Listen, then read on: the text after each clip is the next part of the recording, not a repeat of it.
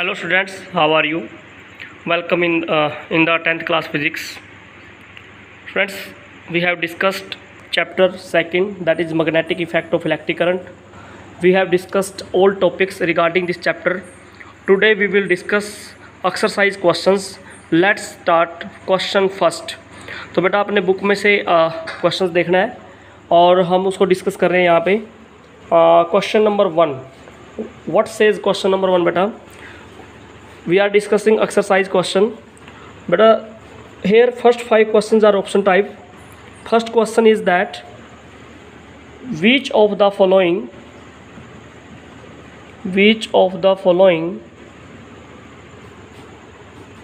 correctly describes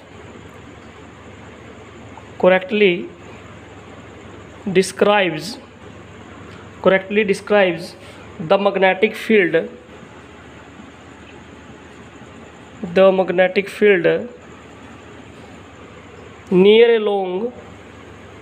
near a long straight wire. तो बेटा question first के एक्सरसाइज में देखिए बोर्ड पे लिखा हुआ है which of the flowing correctly describe the magnetic field near a long straight wire. तो स्ट्रेट वायर प्रॉब्लम है बेटा.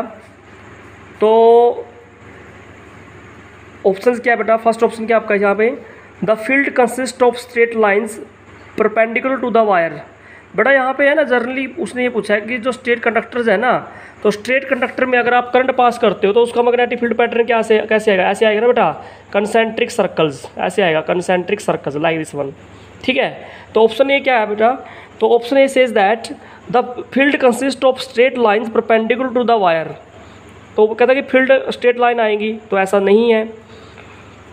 मगर फील्ड बी ऑप्शन है बेटा, the field consist of straight lines parallel to the wire. बेटा फर्स्ट में कहा बेटा कि जो फील्ड लाइंस है वो पैरेलल आएंगी but perpendicular to the wire. Second में कहता है कि फील्ड लाइंस बेटा स्ट्रेट आएंगी पैरेलल टू द वायर. तो मुझे लगता है ये ऑप्शन भी नहीं आएगा. ऑप्शन सी में लिखा बेटा the field consist of radial lines originating from the wire. कहता है कि रेडियल लाइन है अलोंग द रेडियस. क्या ये भी है? ऐसा भी नहीं है. और लास्ट ऑप्शन क्या है बेटा? The field consist of concentric circles centred on the wire. तो कहता है कि जो फील्ड आएगी वो कंसेंट्रिक सर्कल्स में आएगी और सेंटर्ड ऑन द वायर, जिनका जो सेंटर है वो वायर पे आएगा. तो बेटा देख लीजिए ये कंसेंट्रिक सर्कल्स है और जिनका सेंटर क्या बेटा वायर पे है. तो इसका जो ऑप्शन डी है ना वो इसका आंसर आ जाएगा बेटा. तो आंसर क्या आ जाएगा फर्स्ट का? भाई डी ऑप्शन आ जाएगा. और डी ऑप्शन क्या है बेटा? दोबारा पढ़ते हैं. Field consist of concentric circles centred on the wire. कहता है कि जो फील्ड आएगी वो कंसेंट्रिक सर्कल्स आएगी और जो उसका सेंटर है बेटा वो किस पे आएगा? वायर पे आएगा. ये आपका फर्स्ट क्वेश्चन. आइए सेकंड क्वेश्चन पढ़ते हैं बेटा. क्वेश्चन सेकंड क्या कहता है? बिल्कुल सिंपल लिखा हुआ क्वेश्चन नंबर सेकंड में. Question second says that the phenomena of electromagnetic induction is. The phenomena of electromagnetic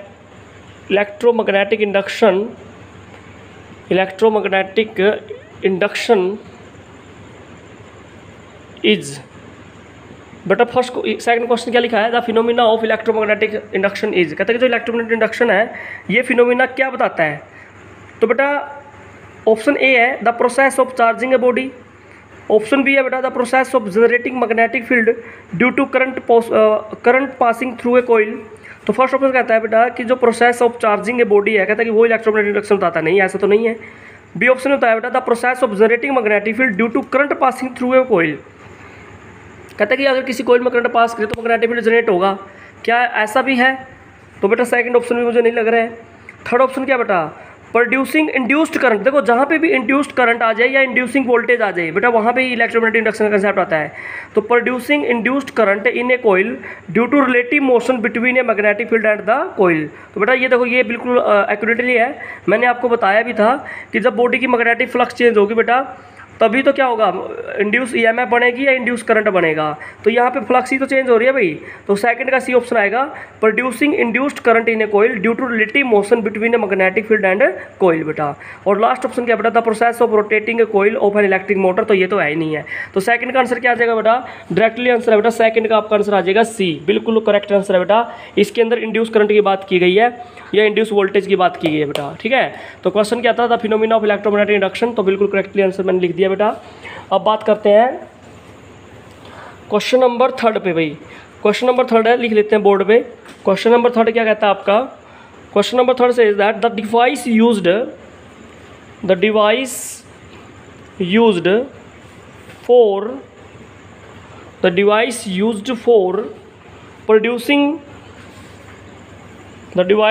for producing electric current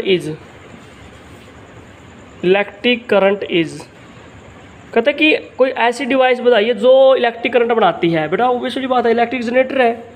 ठीक है, मैंने बताया था ना कि इलेक्ट्रिक जनरेटर क्या करता है, मैकेनिकल एनर्जी को इलेक्ट्रिक एनर्जी में कन्वर्ट करता है। तो क्वेश्चन थर्ड भी तो यही पूछा गया कि the device used for producing electric current is, तो आंसर क्या आना चाहिए आपका? जनरेटर आ जाना चाहिए। ऑप्शन देखते हैं भाई, ऑप्शन में क्या है। फर्स्ट ऑप्शन है बेटा जनरेटर, सेकंड ऑप्शन है बेटा गैल्वेनोमीटर, थर्ड ऑप्शन है बेटा एमीटर और लास्ट ऑप्शन है बेटा मोटर। तो क्या आएगा बेटा? थर्ड का आ जाएगा बेटा ए में क्या बेटा? जनरेटर। क्या है? जनरेटर। क्योंकि जनरेटर क्या है बेटा? मैकेनिकल एनर्जी को, यानी कि रोटेट करने से जो एनर्जी बनती है उसे बताते हैं मैकेनिकल एनर्जी। तो मैकेनिकल एनर्जी को किस में कन्वर्ट करता है बेटा? ये इलेक्ट्रिकल एनर्जी में कन्वर्ट करता है। Now let take the question number fourth बेटा। क्वेश्चन नंबर फोर्थ क्या आपका देख लेते हैं, लिख लेते हैं बेटा बोर्ड पे। Question number fourth that says that the accessional difference between the accessional difference between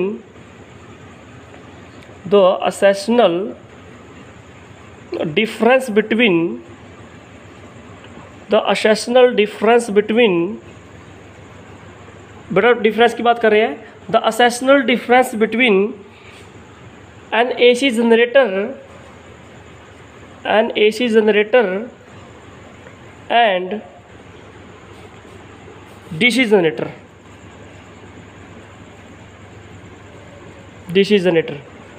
बताना बेटा। क्वेश्चन क्या आपका देखिए, question is that the accessional difference between AC generator and DC generator. तो क्या बेसिक डिफरेंस होता है भाई एसी जनरेटर और डीसी जनरेटर में? तो ऑप्शन पढ़ लेते हैं बेटा। ऑप्शन ए क्या कहता है? Option A says that AC generator has an electromagnet while DC generator has permanent magnet. कहता है कि एसी जनरेटर के पास तो इलेक्ट्रोमैग्नेट होता है और डीसी जनरेटर में क्या होता है बेटा? परमानेंट मैग्नेट होता है। तो ऐसा तो नहीं है। बी ऑप्शन कहता है बेटा DC generator will generate a higher voltage. कहता है कि जो डीसी जनरेटर होता है वो हाई वोल्टेज जनरेट करता है। तो ये भी ऑप्शन नहीं है भाई, क्योंकि हम बेसिक डिफरेंस आते हैं बेटा एसी और डीसी के अंदर। थर्ड ऑप्शन है बेटा AC generator will generate a high voltage. तो ये भी नहीं है बेटा। लास्ट ऑप्शन है बेटा AC generator has split ring while DC generator has a commutator. तो बेटा बिल्कुल ये करेक्ट आंसर आना चाहिए। एसी जनरेटर के अंदर बेटा क्या होता है? स्प्लिट रिंग होते हैं और डीसी जनरेटर के अंदर क्या होता है बेटा? कम्यूटेटर होता है जो करंट की डायरेक्शन चेंज नहीं करता। ठीक है, तो कम्यूटेटर बेटा डीसी जनरेटर में होते हैं और एसी जनरेटर में बेटा स्प्लिट रिंग होते हैं। ठीक है, तो ये क्वेश्चन नंबर बेटा फोर्थ का आंसर आ जाएगा बेटा आपका डी। क्वेश्चन नंबर फोर्थ का आंसर क्या आएगा बेटा? डी आंसर आएगा आपका। फोर्थ का आंसर आ जाएगा बेटा डी। ठीक है, तो ये बात आपने याद रखनी है। क्वेश्चन नंबर फिफ्थ की बात कर लेते हैं बेटा, पढ़ लेते हैं एक बार बोर्ड पे लिख लेते हैं क्या है।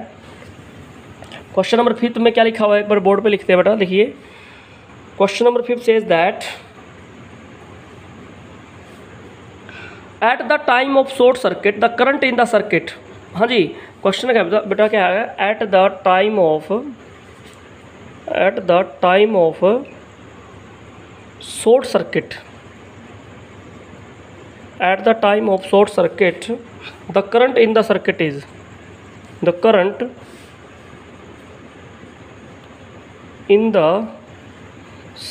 इज हाँ जी, शॉर्ट जब भी आपका शॉर्ट सर्किट होता है उस टाइम की कंडीशन है बेटा। At the time of short circuit the current in the circuit is. बताइए शॉर्ट सर्किट के दौरान करंट क्या होगा सर्किट के अंदर? एकदम इंक्रीज कर जाता है ना। तो ऑप्शन वन है बेटा रिड्यूस सस्टेनेबिलिटी। ठीक है, सेकंड ऑप्शन बेटा डज नॉट चेंज। थर्ड है बेटा इंक्रीज हैविली और वेरी कंटिन्यूसली। फोर्थ ऑप्शन बेटा एकदम इंक्रीज करता है ना, इंक्रीजेज हैविली। तो फिफ्थ का आंसर आ जाएगा बेटा सी, क्योंकि जब भी शॉर्ट सर्किट होता है बेटा करंट क्या कर जाता है? Rapidly increases. ठीक है, तो फिफ्थ का आंसर बेटा आ जाएगा सी। अब क्वेश्चन नंबर सिक्स्थ में क्या है बेटा देख लेते हैं। क्वेश्चन नंबर सिक्स्थ में आपके पास कुछ क्वेश्चंस पूछे गए हैं, आपने उसमें ट्रू और फॉल्स बताना है भाई। तो state whether the flowing statement are true और फॉल्स ये बताना बेटा। तो सिक्स्थ का ए पढ़ते हैं बेटा। सिक्स्थ ए में क्या लिखा है? N electric motor convert mechanical energy into electric energy. बताना इलेक्ट्रिक मोटर कहता है कि मैकेनिकल एनर्जी को इलेक्ट्रिक एनर्जी में कन्वर्ट करती है। बताइए क्या ऐसा है? मैकेनिकल एनर्जी को इलेक्ट्रिकल नहीं, रिवर्स है बेटा। इलेक्ट्रिक एनर्जी को मैकेनिकल में कन्वर्ट करती है बट मैकेनिकल को इलेक्ट्रिक एनर्जी में कन्वर्ट नहीं करती। तो इसका ऑप्शन आ जाएगा बेटा फॉल्स। सेकंड बी में देखिए बेटा an electric generator works on the principle of electromagnetic induction. हाँ जी, इलेक्ट्रिक जनरेटर किस पे बेस्ड है बेटा, इलेक्ट्रोमैग्नेटिक इंडक्शन पे बेस्ड है ना, तो इसका ऑप्शन आ जाएगा बेटा ट्रू, बिल्कुल सही बोला इसने। सी ऑप्शन बेटा, field at the centre of the long circular coil carrying current will be parallel straight line, बेटा बिल्कुल ट्रू है। अगर याद करो बेटा, सर्कुलर लूप में स्ट्रेट लाइंस सर्कल पे हो जाती है, उसमें सेंटर पे हो जाती हैं, और एंड पे बेटा कंसेंट्रिक सर्कल हो जाते हैं, तो ऑप्शन सी बेटा ट्रू आएगा। और लास्ट ऑप्शन की बात करते हैं बेटा, कहते हैं कि a wire with a green insulation is usually the live wire of the electric supply, कहता है कि ऐसी वायर जिसका ग्रीन कलर होता है, कहता है कि वो लाइव वायर होती है, तो फॉल्स है बेटा। ये लाइव वायर का कलर बेटा रेड होता है, ग्रीन तो किसका होता है बेटा, अर्थ वायर का होता है कलर। तो दीज आर द क्वेश्चंस बेटा, ठीक है। तो हमने आज कितने क्वेश्चन डिस्कस कर लिए बेटा, 6 क्वेश्चन डिस्कस कर लिए बेटा। नेक्स्ट वीडियो में हम इसका नेक्स्ट क्वेश्चन डिस्कस करेंगे, ठीक है। तो we will continue from this question in the next video friends. Thanks for watching.